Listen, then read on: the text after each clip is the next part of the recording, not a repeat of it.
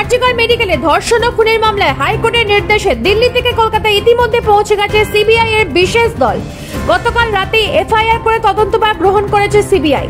পুলিশের হাত থেকে এবার আরজিকরের নৃশংস হত্যাকাণ্ডে তদন্তভার চলে গেল সিবিআই এর হাতে। কলকাতায় পৌঁছানোর পরে ধৃত সঞ্জয়ের মেডিকেল টেস্ট করানো হয় আজ সকাল 9টা নাগাদ এসএসকেএম হসপিটালে। এরপর সিবিআই এর হাতে হস্তান্তর করা হয় সঞ্জয়কে। প্রথমে সঞ্জয় মেডিকেল টেস্ট করানো হয়, তারপর সিজিও কমপ্লেক্সে এনে সিবিআই হাতে হস্তান্তর করা হয়েছে কলকাতা পুলিশের পক্ষ থেকে। আরজিকর থেকে যে সমস্ত নথি সংগ্রহ করা হয়েছিল, অর্থাৎ হার্ড ডিস্ক, সিসিটিভি ফুটেজ সহ যাদের বয়ান রেকর্ড করা হয়েছিল, সমস্ত কিছু হস্তান্তর করা হয়েছে সিবিআই কে। 8 জনের একটি সিবিআই দল আজ দিল্লি থেকে কলকাতায় আসে, জানা যাচ্ছে সূত্রের খবর অনুযায়ী। সূত্র অনুযায়ী সিবিআই এই দলটিকে 3টি ভাগে ভাগ করা হয়েছে।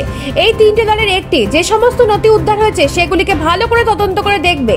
অন্যদিকে আরেকটি দল যারা চলে যাবে সোজা আরজিকর হসপিটালে, যেখানে ওই চিকিৎসকের মৃতদেহ পাওয়া গিয়েছিল, সেখানে ফরেনসিক টেস্ট করে নমুনা সংগ্রহ করবে এবং আরেকটি দল মৃতার বাড়িতে গিয়ে তার পরিবারের লোকেদের সাথে কথা বলতে পারে, এমনটাই সূত্রের খবর।